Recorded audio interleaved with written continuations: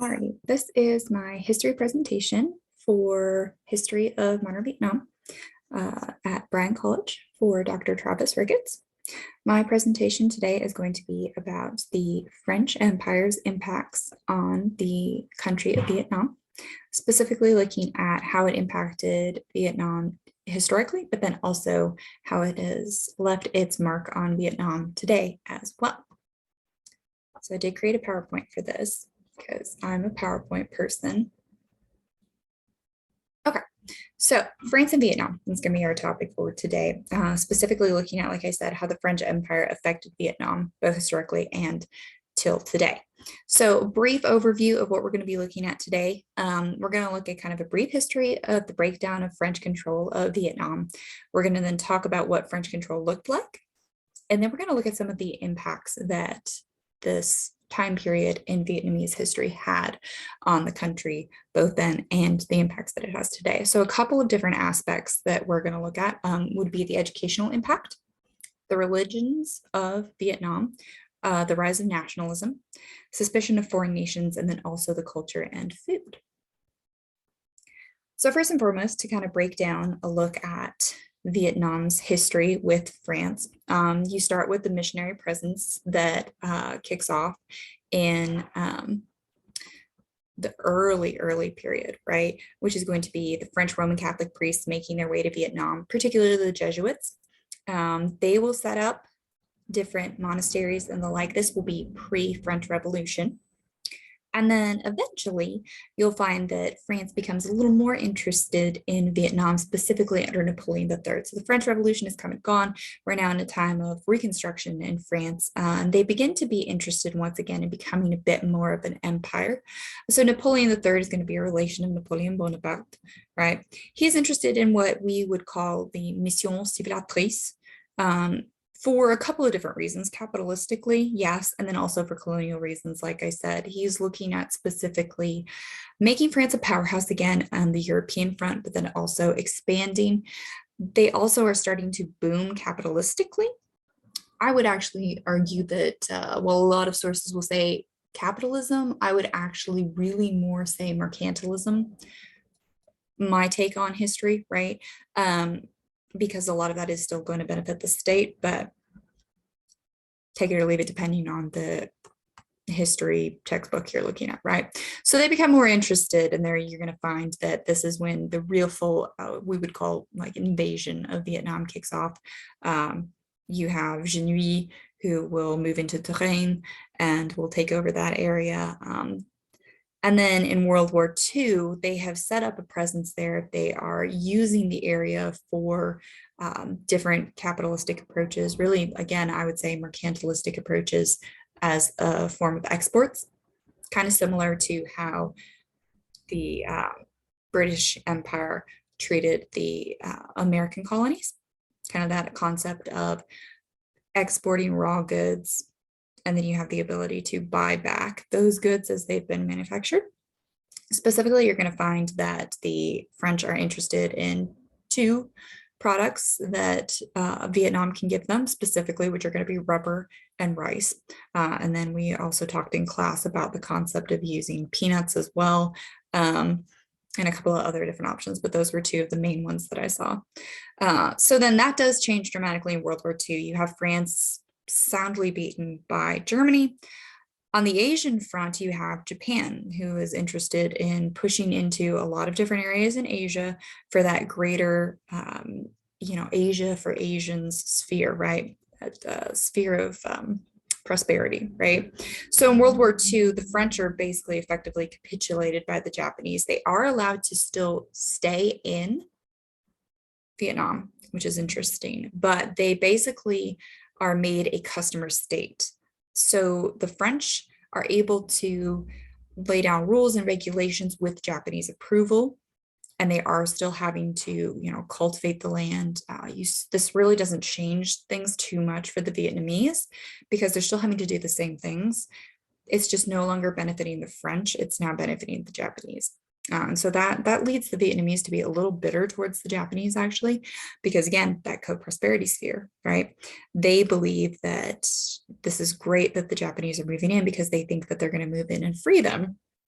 from French rule, only to find that they're really going to leave them in place anyhow. So it is interesting. And then finally, after World War II, you do have the French moving back in fully in charge, but damage is already done, really. After World War II, Vietnam has decided that they've had enough. They start demanding their freedom on a larger platform. Specifically, you'll have characters like Ho Chi Minh, who will travel around the world advocating for his people. And then you do have the French Indochina War, where the French will end up having to ask the US for favors in order to stay in charge of. It doesn't pan out the way they want to, and so they will eventually withdraw from Vietnam and the US will step in. So what did French control look like? So the French system lumps Laos, Cambodia, and Vietnam together into what they call Indochine Française, which translates to French Indochina in English. It is very economically driven of a decision. It's profit-based for the French. Like I said, it's mainly going to be that aspect of exporting goods for the betterment of the empire, right? So again, particularly rubber and rice are going to be some of the main exports, peanuts as well. And again, that concept of the mission civilisatrice is going to be the mission of civilization. This is something that really kind of kicks off under Napoleon III. It's the belief that it's their job to like take civilization everywhere. It's basically just their justification for why they're moving into different areas. Yes, we're getting economic gain from this, but also look at what we're doing for these people. So that's one of the issues of the French control. And so why some of the impacts they have are still lasting today is because they made impacts on some very culture-driven aspects of Vietnamese life. So with that in mind, looking at specific impacts then, we're going to look at them both historically and now today. I figure I would keep them both on the same slide, and then we talk about what it looked like when they first started doing it and what it looks like today. So first and foremost, education. The French will start primary schools using both French and Viet languages. So you've got a lot of different tribes in Vietnam, like in a lot of different areas in Asia. They're going to speak a variety of languages. And so the schools are going to be both. They're going to be French and Viet language based. This is the opportunity for kids to come and learn those specific things that they're wanting them to learn, which are, you know, the French civilization code of conduct, if you will. But it does give the benefit of the fact that education comes to Vietnam, to areas like the cities where kids weren't getting an education in the first place.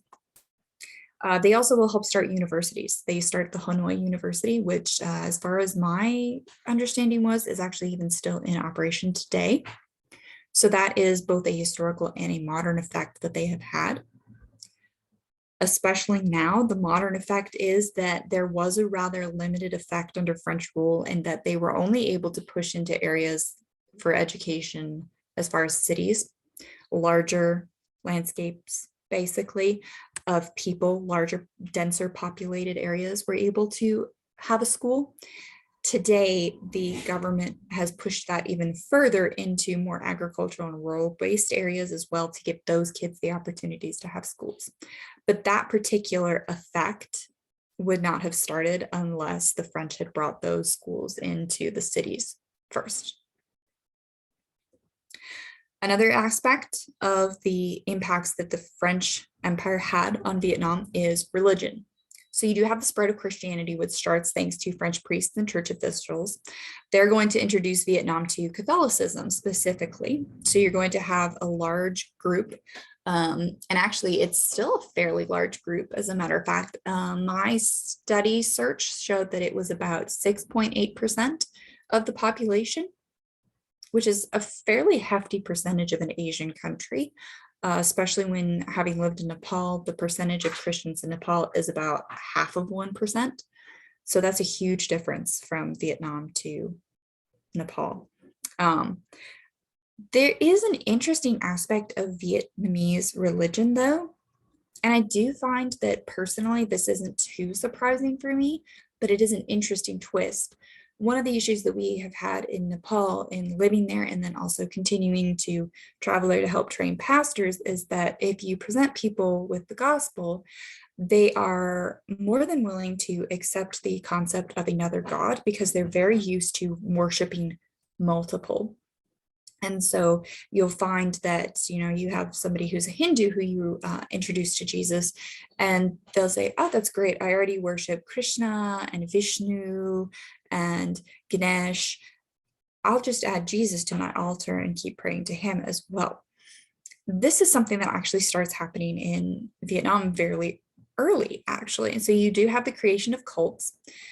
Catholicism and Protestant Christianity will meld with ancient belief systems. And ancient belief systems in Asia tend to be very spirit-based and very ancestor worship-based. And so I'm actually going to touch on that on my next slide as well, because I did find the researching of these cults really interesting, especially the fact that they are very involved in the Vietnamese culture, but then also warfare as well. It's very interesting. But then additionally, Christianity gives rise to individualism and freedom. And this is actually an aspect that the French bring to the table that they really don't think about bringing, but that one that the Vietnamese emperors are rather hesitant to allow in their culture because it is very counter to Asian culture as a whole, which is much more communal based and also for the good of everyone. And so the Vietnamese emperors are concerned that individual salvation encourages that concept of individualism, which means that they're not serving the people, which ultimately means not serving the emperor. So you can see the problem there. And so that does give rise to persecution off and on through the different empires or dynasties of the emperors. Off and on, it depends. So a couple of different cults that you will find. First of all, on the picture on the left, that would still be the Roman Catholic Church based in Vietnam. They do meld some of the culture that they have already into that as well, but then you also have these two photos here, which is going to be more of the, on the back right is more of that ancestor worship based kind of aspect. Buddhism is still a very prevalent religion. But then you also have Hue, Benjuin, and Cao Dai as cults. And so the picture in the front there in the middle is the main Cao Dai temple out of Tay Ninh, which is in the Trang Bang area. So I found this a really interesting picture because I also read The Girl in the Picture about Kim Phuc, and this is the temple that she was in and regularly attended before becoming a Christian and moving out of Vietnam. So this is the temple that she regularly attended Cao Dai services at. Cao Dai is interesting because it takes the concept of ancestor worship, kind of that new moon, like that new world order concept of like new aginess, and then also a combination of Jesus and like aspects of Buddhism and Buddha, and says that basically they're all the same religion. We just need to bring it all together. And once we bring it all together, then you actually have the real answer to things. So Jesus and Buddha and all these others, they're just manifestations of the same God. And so they worship them all as like this great one being. And so actually you can't really see it that well in that photo, but they have like this large altar with this huge globe with just this massive eye painted on it. And that's supposed to indicate like the higher being that all of those different religions had manifestations of, and they're worshiping the true manifestation of that holy being. It's really interesting. So Kim Phuc actually had heard about Jesus before. And actually part of her story is that it was hard for her to understand the concept of Christianity because all the things she had been taught about Jesus were contrary to what the Bible said. And so she had to wrestle through with that. I found that a really interesting part of that book. So that's a side note. I'll get back on topic here. An unforeseen effect of the French Empire, one that they probably did not see coming, was the rise of nationalism. So with that aspect of an extended reign, you do have rising frustration among the Vietnamese people, especially with the Japanese coming through, not freeing them, and then the French moving back into control. And so this will lead to the culmination of the French Indochina War. And nationalism will play a part in the Vietnam War as well, with the US involvement. And then just later as well, after the US pulls out, that concept of nationalism becomes a huge flashpoint for Vietnam, especially when nationalism begins to be tied into being a good nationalist means being a good communist. It's very interesting. So that is an unforeseen effect that is brewed out of the fact that Vietnamese people tend to feel very bitter about the French. They feel like they've lost their identity to them. They're trying to get their identity back. They're trying to be a nation again, be on their own, because they had been prior to that, right? And so that rise of nationalism is an unforeseen effect of the French Empire that we can still see today, actually. Actually, I'll go back to the slide. One of the things that I really liked hearing from Sergei was the fact that they're still very proud of pointing out that they've managed to kick out the US and France and China. All right, so nationalism is huge. Okay, the government. This is not something I don't think you'd be able to find on too many history books, simply because I think it's a bit more of a conservative take on history. I think that you can draw a lot of conclusions about how the Vietnamese government is structured today based on how the French Empire impacted them. So, first and foremost, you have that suspicion of foreign nations. Under French control, Vietnamese people are not happy to be subjugated. And so you also have that fear of China moving in. You have them fighting with Cambodia after the Vietnam War. They're definitely very nervous of larger nations moving in and trying to take control. And that continues from the French Empire through to today, I would say. I did read for one of my articles a overall survey of the current Vietnam-US relations, and they do seem like they're trending in a good way. But that's a very recent update, like Trump's administration update. So additionally, you have for the government, the impact that the French Empire has, Ho Chi Minh's rise to fame. Ho Chi Minh built his platform on the fact that he's a nationalist.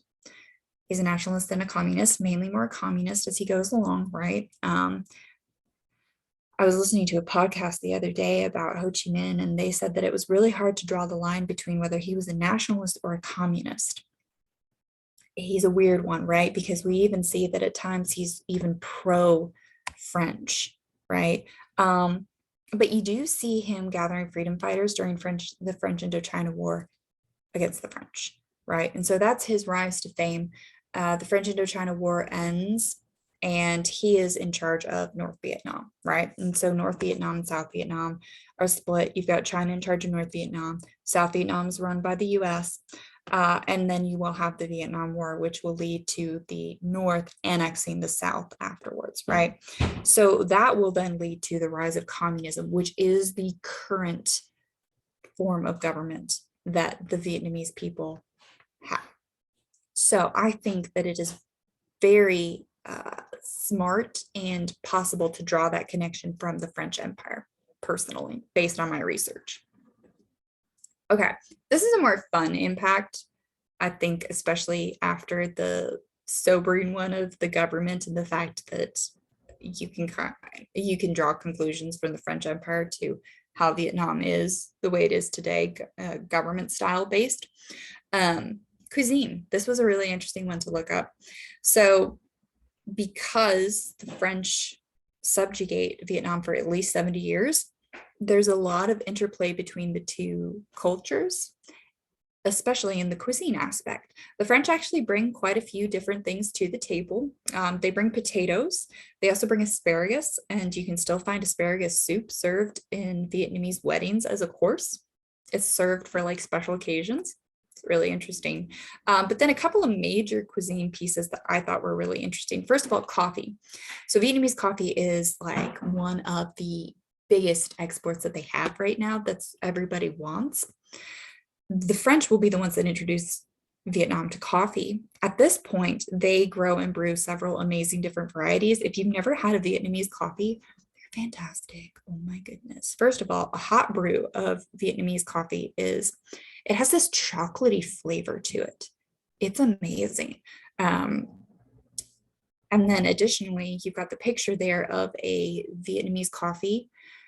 These are also very good. So while the French will do hot coffee with sugar and milk, what they will do is they will ice the coffee and they will pour condensed milk into it, sweetened condensed milk. It is like a bomb of sugar. It tastes amazing, but you can really only drink one of these. They're really sugary and really caffeinated. So that's one aspect of cuisine. Also, you have something called the banh mi. I'm probably butchering the pronunciation of it. Baguette style bread is a thing in Vietnam now. Sergey was talking about the fact that, you could still go find like French croissants and such. They also bring that baguette style bread to the table, literally. It's still made in Vietnam, but they use rice flour instead of wheat flour. And a banh mi is a sandwich. You can see the picture of that right there, where they do like chopped beef, basically, and then a bunch of different other spices and veggies in there. But that's a style of sandwich that they like to make. And it's based off of that French style baguette bread. And then finally, this one I think was the most interesting, is the Vietnamese dish pho, which is kind of popular nowadays. There's several places in Chattanooga where you could go get pho.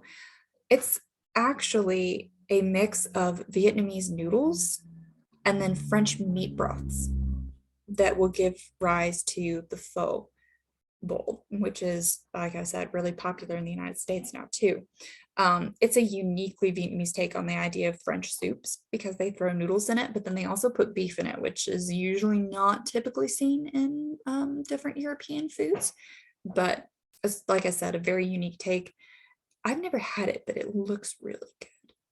It's kind of like that combination of ramen and like a beef soup, basically. So it looks really good to me.